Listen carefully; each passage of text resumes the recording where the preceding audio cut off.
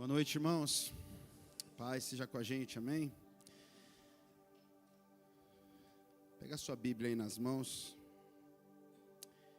Abrindo o livro de Gálatas.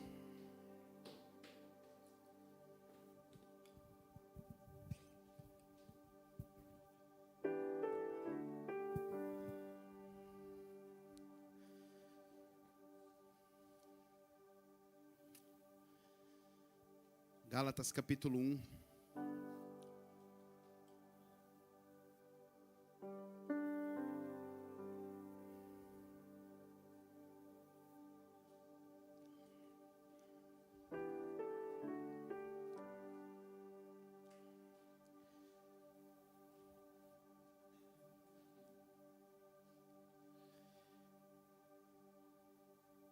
Hoje, enquanto a gente adorava aqui, parece que como confirmação, ou como somente para mim mesmo, o Senhor se revelasse de uma forma diferente, sabe? Somente nessa última canção, da excelência de Cristo, da superioridade, da grandeza de Cristo. Cara, como eu fui abençoado. Como diante dele todas as palavras se tornam desnecessárias, sabe? Como diante dele o coração se cala e quando ele chega parece que todas as respostas vão encontrando espaço dentro da gente com uma resposta silenciosa, né? A supremacia dele, o verbo se fazendo carne, nele habitando corporalmente, como a Jove leu, toda a plenitude da divindade. Nele habitando corporalmente toda a glória de Deus. Sabe, não tem como isso brotar de uma mente humana, não tem como isso ser obra do acaso. E como ele faz questão de nós abraçarmos essa revelação tão grande, de nenhuma outra maneira a não ser pela fé. De abraçar essa grandeza, essa supremacia de Cristo. Às vezes eu fico viajando em algumas coisas, do tipo, por exemplo, quando Jesus ressuscitou ao terceiro dia, você pode ver que ele não faz a vida dele ser pública depois que ele ressuscita. Jesus poderia muito bem bater na casa de Caifás, na casa de Anás, na porta do Sinédrio, e falar: ei, rapaziada, da hora. Mas não, ele faz questão de aparecer somente aos seus. Por quê? Porque tem que ser um fruto da fé, tem que ser um fruto da intimidade, tem que ser um fruto daquilo que foi revelado, e a gente corresponde com essa revelação crendo nele. Eu quero continuar um pouco mais para frente, vocês vão entender que vai meio que tomar carona um pouco no que a Jove ministrou na semana passada sobre perseverança, sobre uma paciência, sobre uma espera triunfante. Mas por hora eu quero dar um pano de fundo para essa igreja de Gálatas, que recebeu toda a comunicação da excelência de Cristo, da superioridade de Jesus. Receberam esse evangelho gratuitamente, foram alcançados por essa graça indizível, foram alcançados pela graça de Deus, se converteram, gentios, não eram judeus, gentios, se converteram, estavam andando no caminho, tinham a revelação do evangelho. Olha só, capítulo 1, versículo 1, diz assim, Paulo, apóstolo da parte de homem, apóstolo não da parte de homens, nem por meio de homem algum, mas por intermédio de Jesus Cristo. Eu estou na NVI, tá, gente? Na NVI.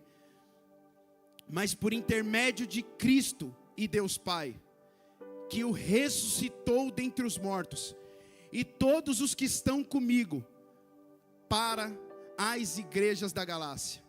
Graça e paz a vocês da parte de Deus, o nosso Pai, e do Senhor Jesus Cristo, que se entregou pelos pecados a fim de resgatar-nos desta era má, segundo a vontade do nosso Deus e Pai, a quem seja glória pelos séculos dos séculos, amém.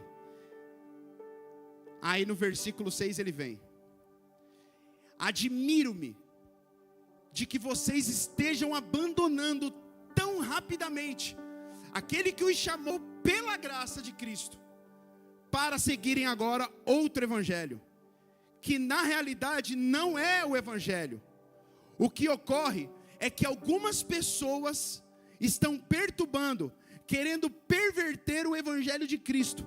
Contudo, ainda que nós, ou um anjo do céu, anuncie um evangelho contrário ao que anunciamos a vocês, que esse seja anátema, que esse seja amaldiçoado, como já dissemos, agora repito: se alguém anuncia a vocês um evangelho contrário àquele que receberam, que seja amaldiçoado. Acaso eu agora busco a aprovação dos homens ou de Deus? Ou procuro agradar a homens? Se ainda procurasse agradar a homens, não seria servo de Cristo. Amém? Vamos orar um pouco mais? Pai, aqui está a sua palavra. Eu dependo de ti, Senhor. Existe uma ideia, existe um trilho para caminhar,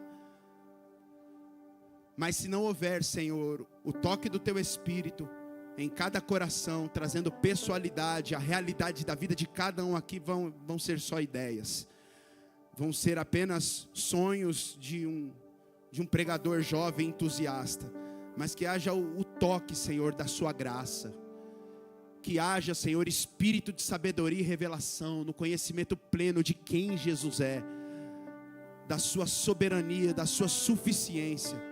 Então toca-nos, Pai, em nome de Jesus, toca-nos com graça, com verdade, alcança o nosso coração mais uma vez e leva-nos para Ti.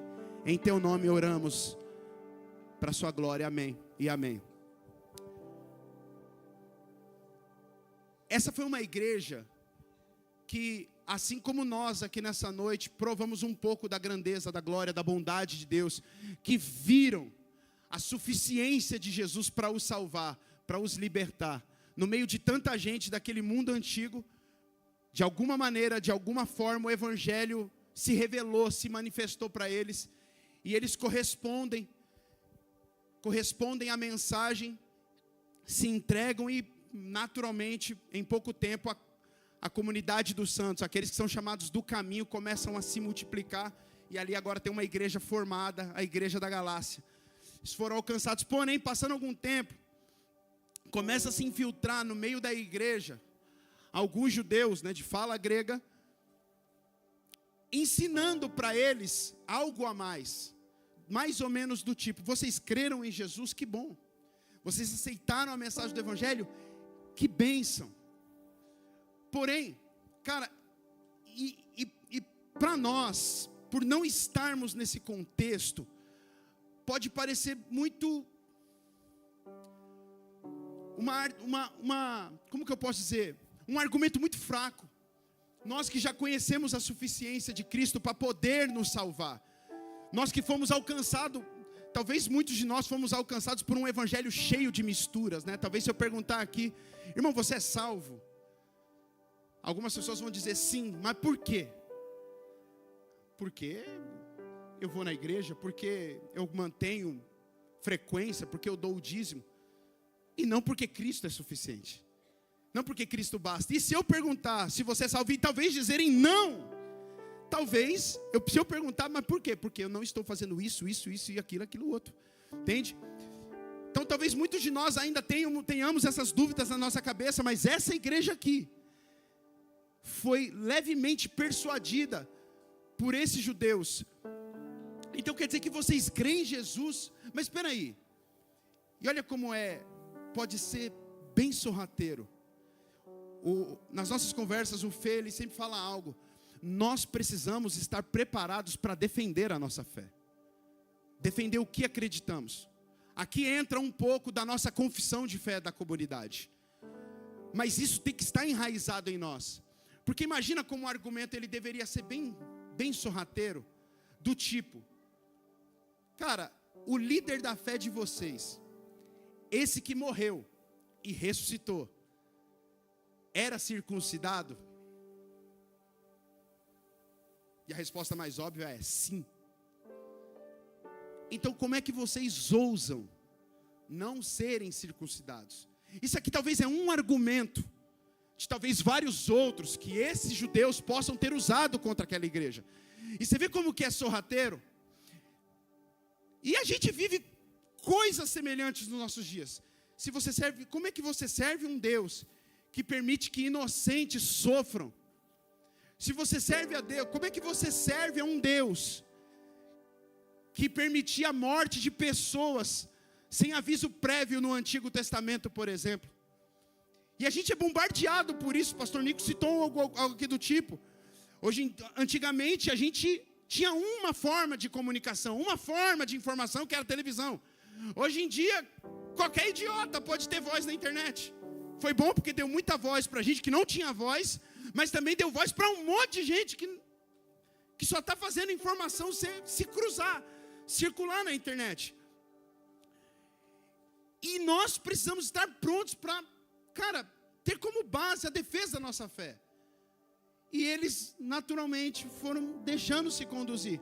Por isso que Paulo vem, e ele já começa a carta dele falando: Paulo, apóstolo, não da parte de homens, mas da parte de Cristo. Já defendendo o seu apostolado. E ele já começa depois engrandecendo a Jesus, aquele que morreu e ressuscitou por todos nós. Por quê? Porque esse sacrifício, ele está querendo dizer, ele já está preparando um cenário de fundo para ele vir.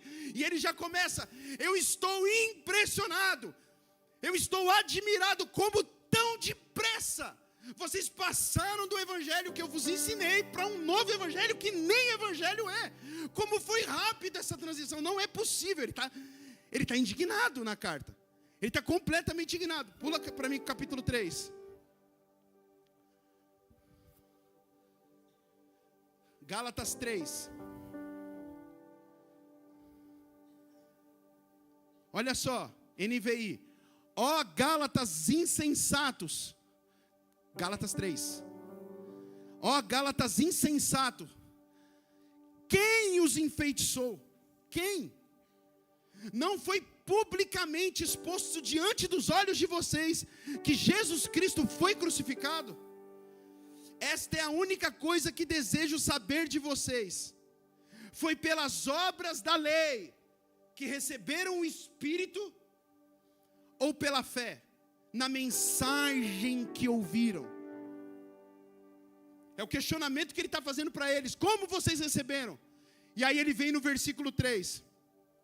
Vocês são tão insensatos assim, tendo começado pelo Espírito, agora querem ser aperfeiçoados pelo esforço próprio?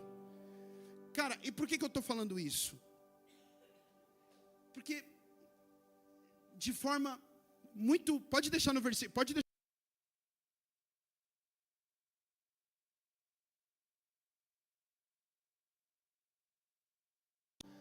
Todos os dias, talvez não em forma de justificação, talvez não em forma de redenção, mas naquilo que traz sentido à nossa vida, naquilo que traz regozijo, sabe, naquilo que traz plenitude para nós, de todos os dias trocarmos aquilo ou aquele que de fato é a vida, por qualquer outro vento de doutrina.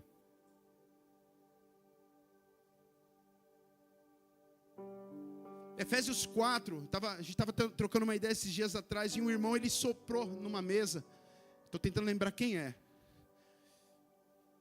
Efésios 4, aonde Paulo vai dizer que na igreja é necessário ter pessoas com um cunho pastoral, pessoas como apóstolos que fundamentam, profetas, mestres, evangelistas, e aí depois vai falar o porquê, para que não sejamos mais levados por ventos de doutrina, e não somente esses homens específicos, mulheres específicas dentro da igreja. Lá ele vai trazendo uma lista de coisas, para que uma igreja esteja fundamentada num lugar de maturidade, para quê? Para que ela não seja levada por ventos de doutrina. Na época dos anos 90, anos 2000, existia uma real preocupação de todas as igrejas, com aquele crescimento dos TJ, Testemunho de Jeová, crescimento de Mormons, batendo em portas, para quê?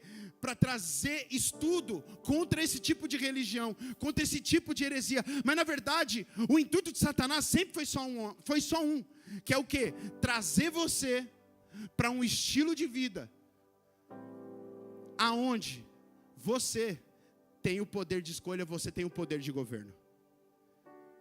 Talvez os TJ, talvez os Mormons, talvez qualquer outra religião, porque todas as religiões, toda idolatria é somente uma coisa: é um Deus que aceita um sacrifício que você quer dar.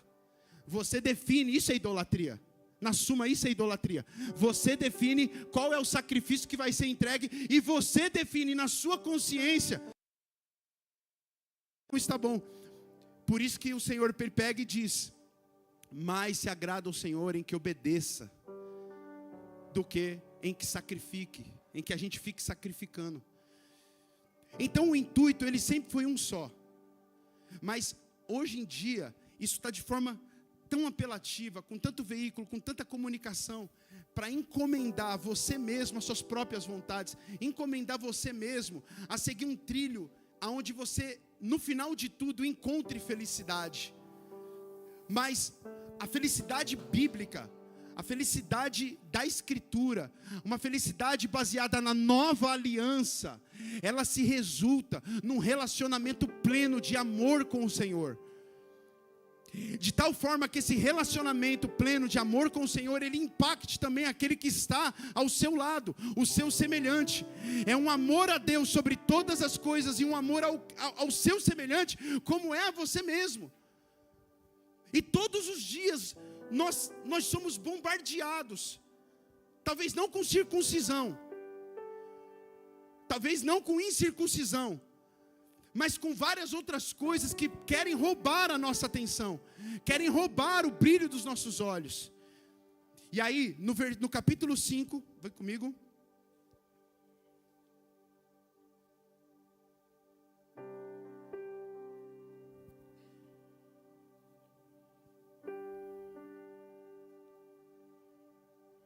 Capítulo 5,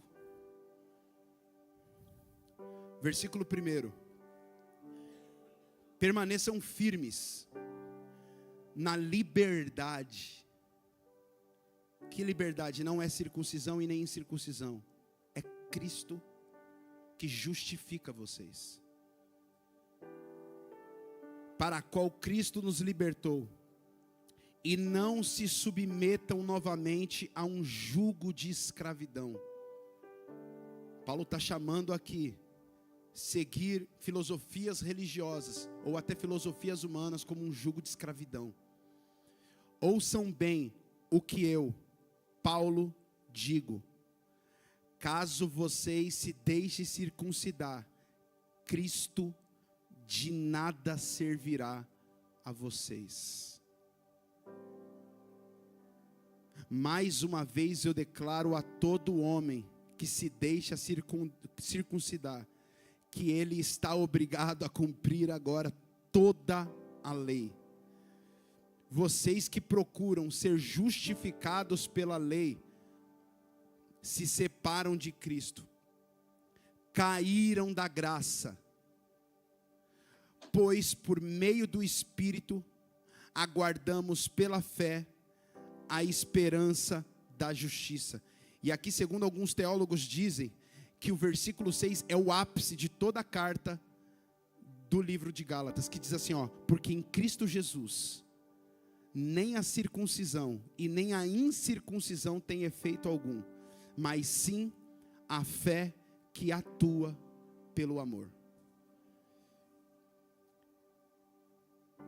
Mas sim a fé que atua pelo amor. E fé, irmãos, é um conceito que está tão deturpado no nosso meio, porque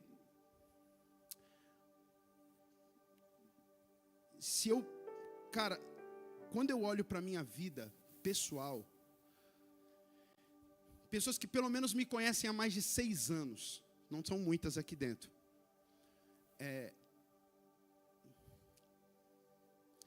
Como Moisés, Axé.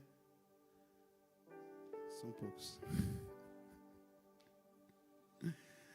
O Lipeira, está lá no fundo. O Wilson. Rafinha.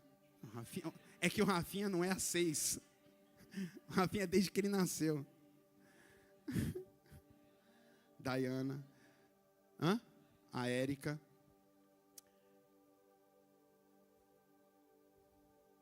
Rafinha. Já falei eles.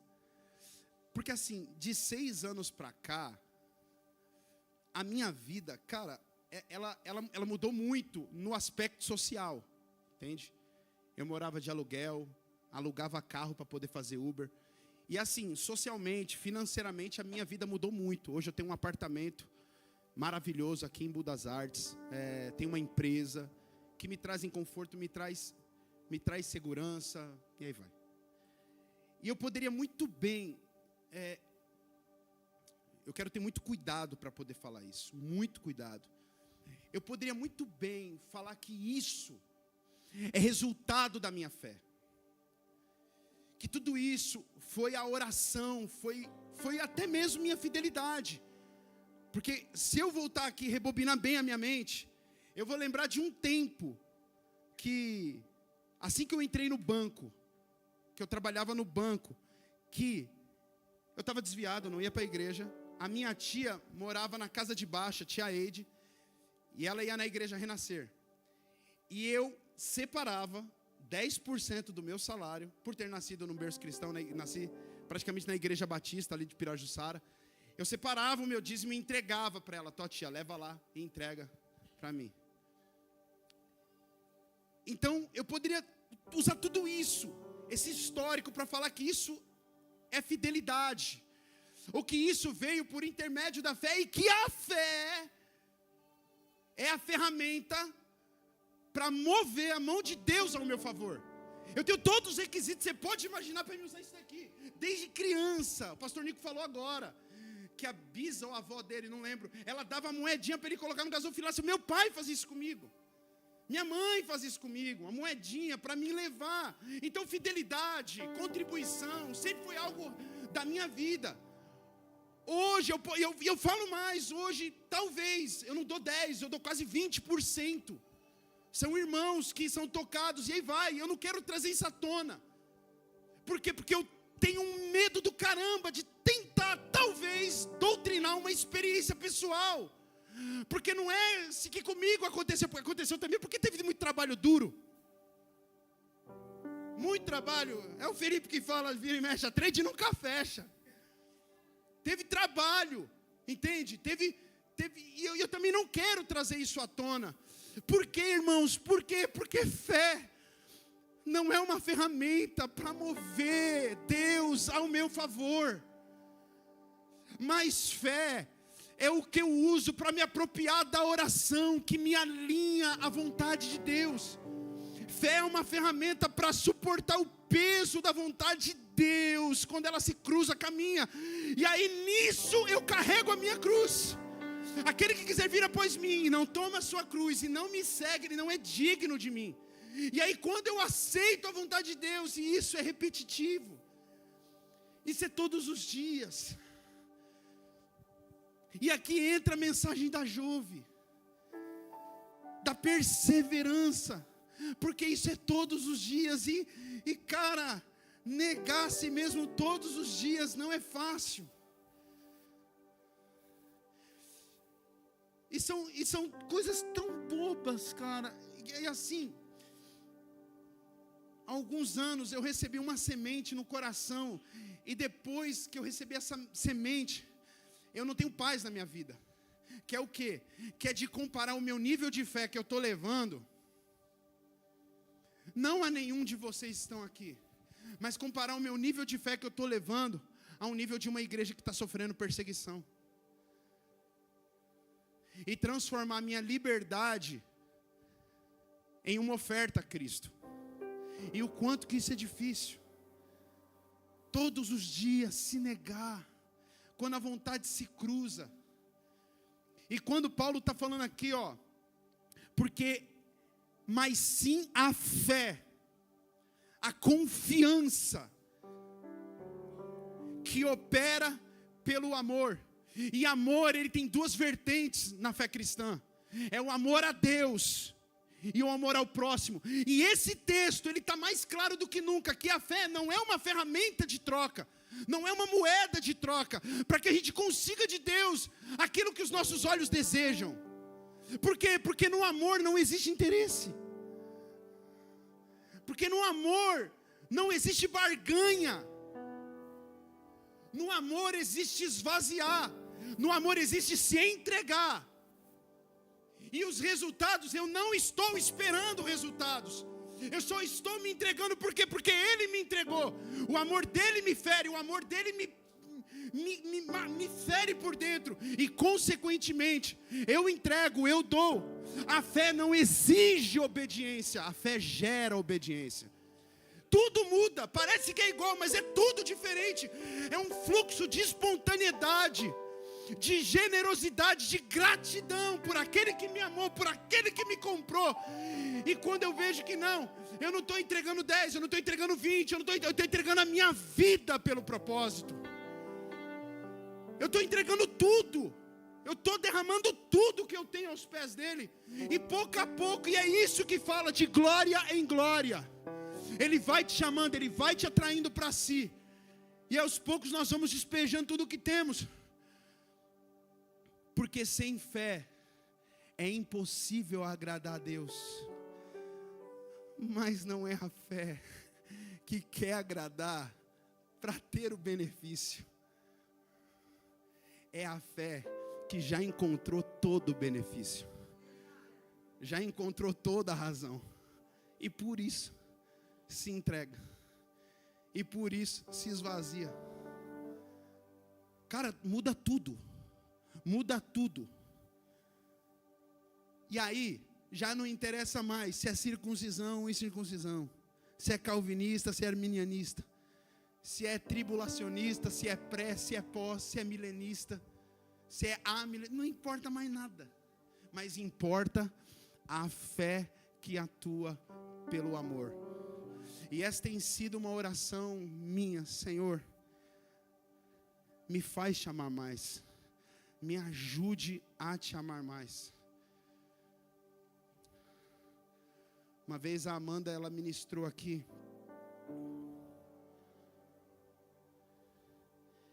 No livro de Salmos. Foi uma ministração rápida de louvor. Aonde ela disse, estou tentando lembrar o salmo. Aqueles que olham para Ele estão radiantes. Não se achará frustração no rosto deles. O salmista, num ápice de revelação, ele pega e solta essa pérola. No meio de um salmo até truculento. Como alguns são, e ele pega e solta. Os que olham para Ele estão radiantes. Não se achará frustração no rosto deles. E aí eu lembro que ela disse o seguinte: se tem um senso de frustração nos seus olhos, quando alguém olha para você, e é achado no seu rosto algum tipo de frustração, algum tipo de expectativa não atendida, ou até mesmo de cansaço, talvez, pode ser, que a sua expectativa estava em coisas que naquele momento não deveriam estar. Não estavam alinhadas à expectativa do trono, naquilo que Ele tem liberado para a sua vida. Que é como diz o Luiz Hermínio, Deus não tem um plano B para você. Deus tem um plano A e Deus tem um plano A alternativo para te trazer de volta para o plano A. E nós precisamos, irmãos, como Paulo fala, isso tem sido uma guerra do dia a dia. Contentai-vos nas coisas humildes. Não deixar os nossos olhos, sabe? E é tão difícil, cara, principalmente nessa era de internet. Eu não quero aqui ser saudosista, não, mas, cara, são tantos apelos para que a gente olhe para tantas coisas, para que a gente fique deslumbrado com tantas coisas, com tantas possibilidades, e aí nos é roubado a simplicidade dessa fé que atua pelo amor, dessa fé que olha para o Senhor e encontra nele satisfação de vida. E são todos os dias essas ofertas, são todos os dias. Mas nós precisamos lembrar que nem só de pão viverá o homem, mas de toda a palavra que procede da boca de Deus. E o amor aqui também tem uma outra conotação, que é o amor ao nosso semelhante. Nem circuncisão, nem incircuncisão, nem todos esses apelos midiáticos que a gente vive. Você precisa ser feliz, você precisa estar no trono, você precisa estar no centro, você precisa se amar, você precisa se valorizar. E como parece que eu tenho, cara, uma penca de cliente coaching todo dia. Quando eu vejo que não, eu estou no status de, cara, tem o primeiro assim, alguma coisa assim, precisa se amar. Precisa... E são verdades. Se você não se amar, você não consegue nem amar o seu semelhante. Isso é uma verdade, ponto, indiscutível. Mas qual é o fim da coisa? É isso que define quem você é. É isso que define os seus valores de fé. E aí vem, no versículo 7, vamos discorrer. Deixa a Bíblia pregar também. Vocês corriam bem. Quem os impediu de obedecer à verdade? Tal persuasão não provém daquele que os chama. Um pouco de fermento faz levedar, faz fermentar toda a massa. É por isso que, cara, esses dias atrás eu e a Dana estávamos assistindo um filme. Esqueci o nome do filme. Que relatava os cristãos do primeiro século. Só que aquele filme não tem uma inspiração cristocêntrica. E na hora, vendo o filme, eu já peguei e falei assim, cara, tem fermento. Porque é um pouquinho de filosofia humana. É um pouquinho de filosofia só. Já faz levedar tudo. E nós precisamos olhar para a nossa teologia. E quando eu falo olhar para a nossa teologia, eu não estou falando que aqui tem teólogos, mas olhar a construção da sua fé, quem Deus é para mim, qual é o espaço total que a palavra ocupa dentro do meu coração. E cara, a gente perguntar para nós mesmos, tem fermento? Tem um pouco ainda de rebeldia dentro do meu coração? Isso eu sei que todo mundo vai falar que tem. Mas tem fermento ainda na minha fé? Coisas que eu trago de gurus da internet que eu sigo. Vira e mexe. Eu vou olhar algum coach, tal Bertrano segue o coach. E não tem problema. Mas o que nós trazemos de valores, sabe, que endireito, que dá trilho para a nossa vida. Cara, o evangelho precisa ser suficiente em nós. Versículo 10. Isso, delay. Estou convencido no Senhor de que vocês não pensarão de outro modo. E aquele que os perturba, seja quem for, sofrerá a condenação. Irmãos, se ainda prego a circuncisão, por que continuo sendo perseguido? Nesse caso, o escândalo da cruz teria sido removido.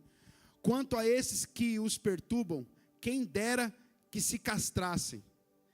Irmãos, vocês foram chamados para a liberdade, contudo não usem a liberdade para dar ocasião à carne, mas sirvam uns aos outros por meio do amor, pois toda a lei se cumpre em um só mandamento: ame o seu próximo como a você mesmo.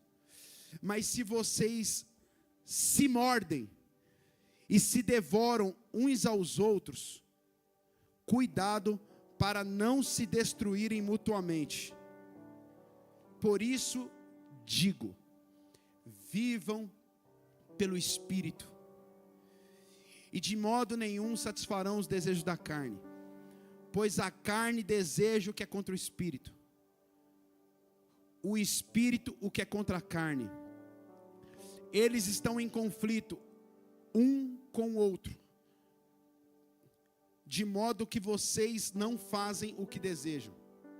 Todavia, se vocês são conduzidos pelo Espírito, não estão debaixo da lei. Ora, as obras da carne são manifestas: imoralidade sexual, impureza, devassidão, idolatria, feitiçaria, inimizades, desavenças, ciúmes, ira, egoísmo, dissensões, facções, inveja, embriaguez, orgias e coisas semelhantes a estas. Eu os advirto, como antes já os adverti. Aqueles que praticam essas coisas não herdarão o reino de Deus. Entretanto, o fruto do Espírito é... Qual que vem primeiro? Alegria, paz, paciência, amabilidade, bondade, fidelidade, mansidão e domínio próprio. Contra essas coisas não há lei. Os que pertencem a Cristo Jesus crucificam a carne com as suas paixões e os seus desejos. Já que vivemos no Espírito, andemos também pelo Espírito. Não sejamos presunçosos, provocando uns aos outros e tendo inveja uns dos outros. Amém? Essa é a palavra de Deus para nós. Fica de pé no seu lugar.